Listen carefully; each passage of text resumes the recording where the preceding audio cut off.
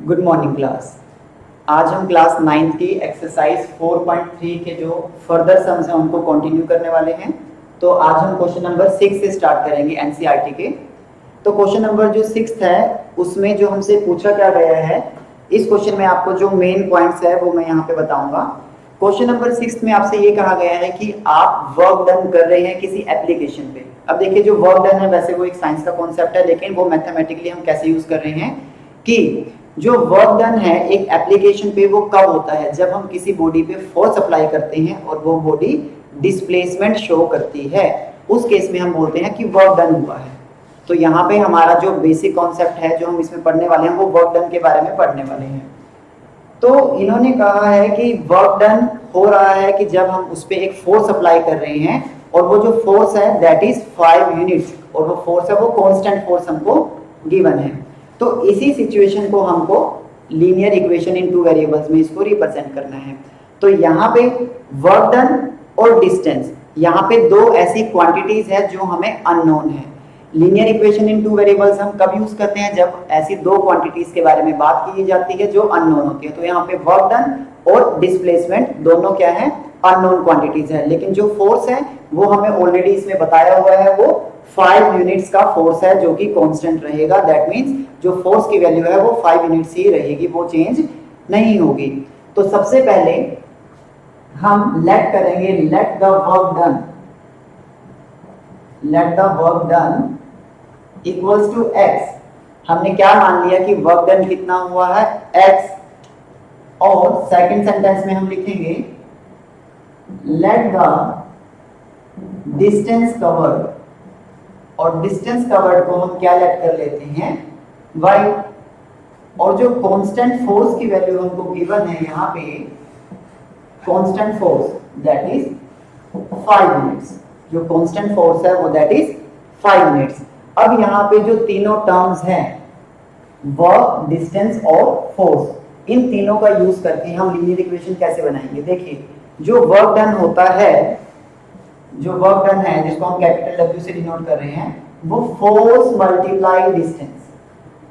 जो work done है that is force multiply distance होता है। और यहाँ पे जो आपका वर्क डन है उसे आपने क्या लेट किया हुआ है, x। तो W की जगह हम क्या यूज करेंगे, x, वेरिएबल x यूज करेंगे।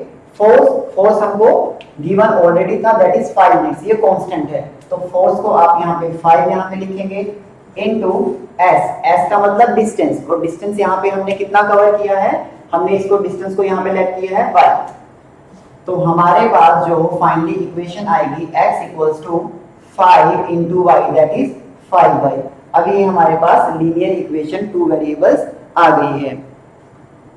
अब क्वेश्चन में हमसे क्या कहा गया है कि इसी इक्वेशन बनाने के बाद आप उसका ग्राफ भी प्लॉट कीजिए। आपको जस्ट क्या करना है, अभी हमने जो प्रीवियस के क्वेश्चंस किए पिछले लेक्चर में, उसमें हमने बहुत सारे ग्राफ ड्रॉ किए थे। आप जस्ट क्या कीजिए, वेरिएबल की वैल्यू पुट कीजिए। जैसे कि आपने यहाँ पे put y equals to 1, then x equals to 5 into 1 that is 5। आपने y की वैल्यू को 1 पुट किया तो x की वैल्यू आपको क्या मिली, यहाँ पे 5 मिली। फिर आप यहाँ पे y की वैल्यू को -1 पुट कर सकते हैं तो आपको x की वैल्यू क्या मिलेगी, -5। और आप y की वैल्यू को यहाँ 0 भी पुट कर सकते हैं और x की वैल्यू आपको क्या मिलेगी, 0। आप कोई भी वैल्यूज यहाँ पे पुट कर सकते हैं और आपको डिफरेंट सोल्यूशन, आपके जो सोल्यूशन हो सकते हैं वो डिफरेंट भी हो सकते हैं। इट डजंट मीन दैट कि जो वैल्यूज हम यहाँ पे पुट कर रहे हैं कि आप सेम वैल्यू को ही वहां पे पुट कीजिए, आप अपने अकॉर्डिंग वैल्यूज को भी पुट कर सकते हैं। तो यहाँ पे वैल्यूज को पुट करने के बाद एटलीस्ट आप 3 सॉल्यूशंस फाइंड आउट करेंगे ग्राफ ड्रॉ करने के लिए। तो यहाँ पे जब हमने y की वैल्यू को यहाँ पे 1 पुट किया तो उसके कॉरेस्पॉन्डिंग हमको x की वैल्यू क्या मिली, 5। अब जब y की वैल्यू को यहाँ पे मैं 0 पुट करता हूँ तो x की वैल्यू भी हमें 0 मिलेगी। और अगर y की वैल्यू को हम यहाँ पे -1 पुट करते हैं तो उसके कॉरेस्पॉन्डिंग x की वैल्यू हमको -5 मिलेगी। तो यहाँ पे आप क्या करेंगे, इन तीनों कोऑर्डिनेट्स को आप ग्राफ पे कार्टेशियन प्लेन पे ड्रॉ करेंगे और उसका एक ग्राफ आप यहाँ पे प्लॉट करेंगे। तो यहाँ पे जो क्वेश्चन नंबर 6 है वो ऐसे कंप्लीट हो जाएगा। अब क्वेश्चन नंबर 6 में आपको क्वेश्चन को कुछ एक्सटेंड किया है। उसमें क्या लिखा गया है, सेकंड लास्ट लाइन पढ़ेंगे। Also read from the graph the work done when the distance travelled by the body is. First है 2 यूनिट्स और सेकंड है 0 यूनिट्स। अगर डिस्टेंस 2 यूनिट्स कवर किया गया है, अब देखिए डिस्टेंस को आपने क्या लेट किया है यहाँ पे y। अब y की वैल्यू इन्होंने हमें क्या गिवन कर दी 2, y की वैल्यू क्या गिवन कर दी 2, तो वर्क डन क्या होगा? तो फर्स्ट पार्ट में x इक्वल्स टू 5y, पहले हम लीनियर इक्वेशन को लिखेंगे, x इक्वल्स टू 5 इंटू 2। अब y की जगह हमने 2 क्यों लिया? क्योंकि y हमारा क्या है डिस्टेंस कवर्ड, और हमें क्वेश्चन में गिवन है कि अगर 2 यूनिट्स का डिस्टेंस कवर होगा तो वर्क डन कितना होगा? तो वर्क डन होगा हमारा 10 units.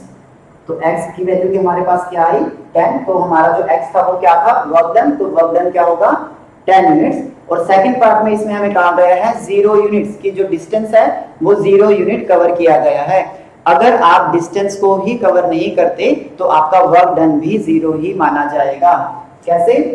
x equals to 5y आपकी लीनियर इक्वेशन थी, 5 इंटू वाई, वाई क्या है आपका डिस्टेंस कवर, और डिस्टेंस आपने कितना कवर किया 0 यूनिट। तो 5 को जब 0 से मल्टीप्लाई आप करेंगे तो आपके पास जो वैल्यू आएगी वो आएगी आपकी 0। तो आपका जो वर्क डन हुआ वो भी क्या हुआ 0 वर्क डन यहाँ पे हुआ। तो यहाँ पे जो हमारा क्वेश्चन नंबर 6 है वो कंप्लीट होता है। अब हम क्वेश्चन नंबर 7 की तरफ प्रोसीड करेंगे। क्वेश्चन नंबर जो 7 है उसमें भी आपको जो मेन पॉइंट्स है वो यहाँ पे हम बता देते हैं। क्वेश्चन नंबर 7 में हमें गिवन है कि यामिनी और फातिमा 2 फ्रेंड्स हैं और वो पीएम रिलीफ फंड में, यामिनी और फातिमा पीएम रिलीफ फंड में 100 रुपीज का डोनेशन करती है, दोनों मिलके। जो यामिनी और फातिमा हैं वो पीएम रिलीफ फंड में मिलके 100 रुपीज का डोनेशन करते हैं। अब इसी सिचुएशन को हमें लीनियर इक्वेशन इन 2 वेरिएबल्स में क्या करना है रिप्रेजेंट करना है, क्योंकि यामिनी और फातिमा यहाँ पे दो आप लगा लीजिए दो फ्रेंड्स हैं, क्योंकि उनकी जो क्वांटिटी है उन्होंने कितना कितना डोनेशन यहाँ पे पे किया है हमें नहीं पता, हो सकता है दोनों ने 50-50 हो सकता है, एक ने 30 एक ने 70, बहुत सारे यहाँ पे केसेस हो सकते हैं। तो इस सिचुएशन को हम कैसे रिप्रेजेंट करेंगे? तो आप इसमें सबसे पहले क्या लिखेंगे, let the donation given by Yamini equals to rupees x, let the donation given by Fatima equals to rupees y। तो यहाँ पे हमने क्या किया, जो यामिनी का डोनेशन है उसको मैंने रुपीज x लेट कर लिया और जो फातिमा का डोनेशन है उसको रुपीज y लेट कर लिया। और जो कंडीशन हमारे पास है या जो इंफॉर्मेशन हमारे पास है उसमें हमारे पास ये लिखा हुआ है कि दोनों ने मिलके रुपीज 100 का कलेक्शन किया। तो अब हमारे पास अकॉर्डिंग टू क्वेश्चन जो लीनियर इक्वेशन यहाँ पे बनेगी वो क्या होगी, x plus y equals to 100। x plus y equals to 100 का मतलब कि दोनों का कंट्रीब्यूशन मिला के रुपीज 100 उन्होंने कलेक्ट किए। अब यहाँ पे लीनियर इक्वेशन 2 वेरिएबल्स हमारे पास बन चुकी है और इसी का हमको ग्राफ ड्रॉ करना है। ये जो सिचुएशन है, ये जो लीनियर इक्वेशन है, इसका ग्राफ कैसे ड्रॉ करेंगे, एक वेरिएबल को आप लेफ्ट में रखिए, हमने x को यहाँ पे लेफ्ट में रखा और y को यहाँ से राइट में शिफ्ट किया, तो x equals to 100 minus y हमारे पास आ गया। अब हम क्या करेंगे, अब हम y की वैल्यू को यहाँ पे पुट करेंगे। अब यहाँ पे हम जो y की वैल्यू को पुट करेंगे वो हम यहाँ पे 10 के मल्टीपल्स या 5 के मल्टीपल्स में रख सकते हैं ताकि हमारा जो ग्राफ है वो इजिली बन जाए। यहाँ पे 1 2 रखने को थोड़ा सा आप रजिस्ट कीजिएगा। तो यहाँ पे हम y की वैल्यू को पहले अगर हम 50 रख लेते हैं तो उसके कोरस्पॉन्डिंग आपको x की वैल्यू भी 100 माइनस 50 क्या मिलेगी, 50 मिलेगी। और यहाँ पे आप x की y की वैल्यू को 30 40 90 70 कुछ भी रख सकते हैं, तो उसके कोरस्पॉन्डिंग आपको x की वैल्यू भी क्या मिलेगा, चेंज मिलेगा। फिर उसके बाद आपने क्या करना है, एक सोल्यूशन बॉक्स यहाँ पे लास्ट में बनाना है। एटलीस्ट 3 सॉल्यूशंस आपको फाइंड आउट करने हैं ताकि आप ग्राफ को इजीली प्लॉट कर सकें। देखिए जब हमने y की वैल्यू को यहाँ पे 50 पुट किया तो उसके कोरस्पॉन्डिंग x की वैल्यू हमें क्या मिली 50, तो यहाँ पे 50 और यहाँ भी 50। अब यहाँ पे अगर मैं y की वैल्यू को 30 पुट कर दूं तो x की वैल्यू हमको क्या मिलेगी यहाँ पे ऑब्वियसली 70, और अगर y की वैल्यू को हम यहाँ पे 40 पुट कर देते हैं तो x की वैल्यू हमको यहाँ पे क्या मिलेगी 60। तो y की वैल्यू को हमने 30 पुट किया तो x की वैल्यू 70, और जब y की वैल्यू को 40 पुट किया तो x की वैल्यू हमें 60।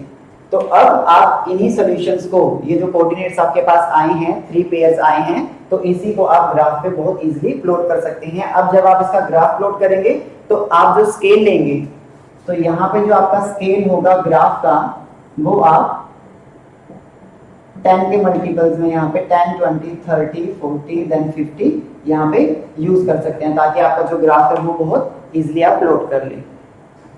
तो यहाँ पे जो हमारा क्वेश्चन नंबर 7 है उसको आप ऐसे कंप्लीट कर लेंगे, और इसके बाद इसको सॉल्व करने के बाद सॉल्यूशन बॉक्स बनाने के बाद आपने जस्ट क्या करना है, इसको ग्राफिकली रिप्रेजेंट करना है। और जब आप ग्राफ इसका ड्रॉ करेंगे तो वो एक स्ट्रेट लाइन ही आएगी, क्योंकि लीनियर इक्वेशन 2 वेरिएबल्स का जो हमारा ग्राफ है that is always a straight line. तो यहाँ पे क्वेश्चन नंबर 7 हमारा कंप्लीट होता है। अब हम मूव करेंगे क्वेश्चन नंबर 8 की तरफ। क्वेश्चन नंबर 7 के बाद अब क्वेश्चन नंबर हम 8 पढ़ेंगे।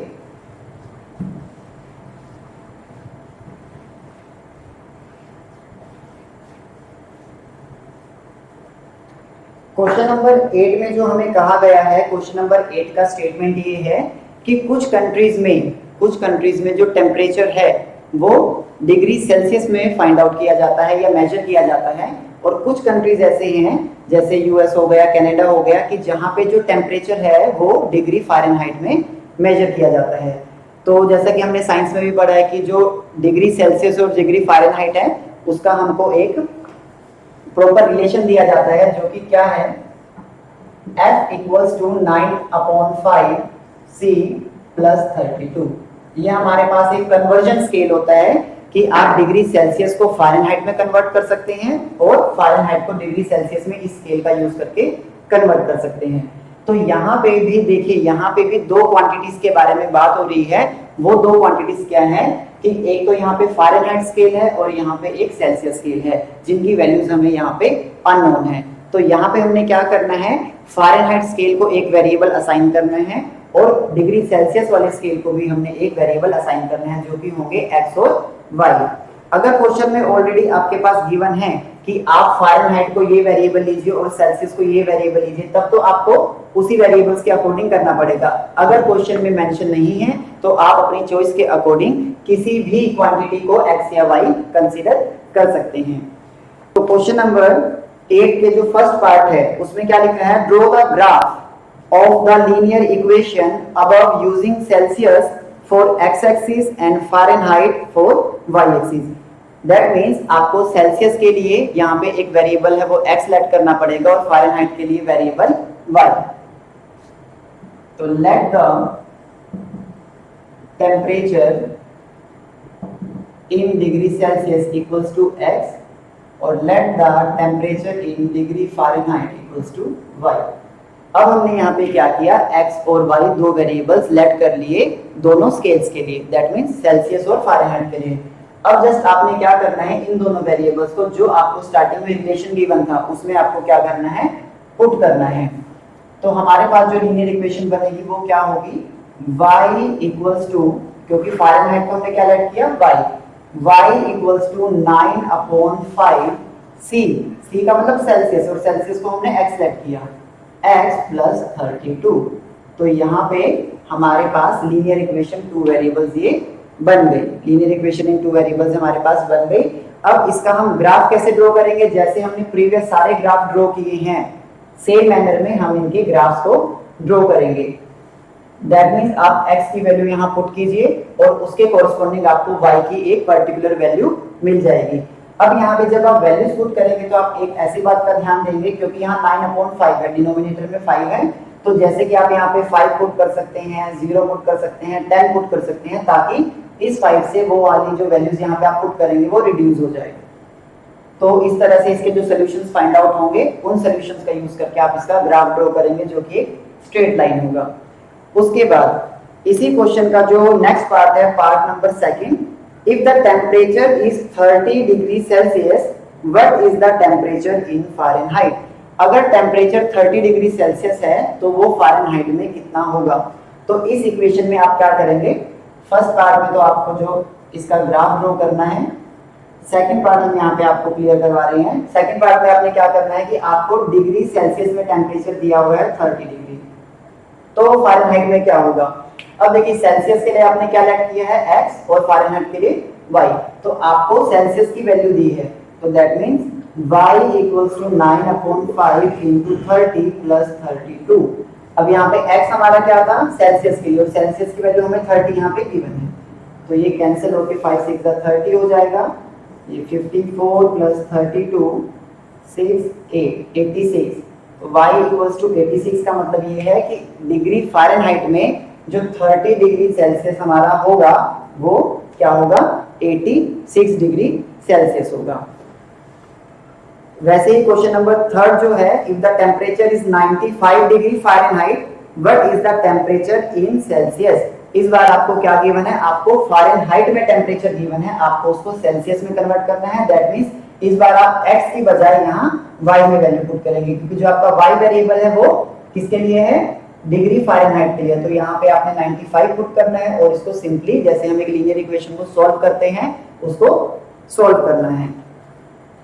और उसके बाद फोर्थ है, if the temperature is 0 degree Celsius what is the temperature in Fahrenheit. जो इसके पार्ट नंबर फोर्थ और फिफ्थ है वो भी बिल्कुल सेम मैनर में ही होंगे। आपको जस्ट क्या करना है, अगर आपको फारेनहाइट की वैल्यू दी है तो आप फारेनहाइट मतलब कि y में वैल्यू पुट कीजिए, अगर आपको सेल्सियस की वैल्यू दी है दैट मींस आप x वेरिएबल की जगह वैल्यू पुट कीजिए, तो उसके कोरिस्पोंडिंग जो दूसरा स्केल है उसकी वैल्यू आपके पास आ जाएगी। तो इस तरह से हमारा जो क्वेश्चन नंबर 8 है वो कंप्लीट होता है, और जो हमारी एक्सरसाइज 4 जो हमारी 4.3 है वो भी कंप्लीट होती है।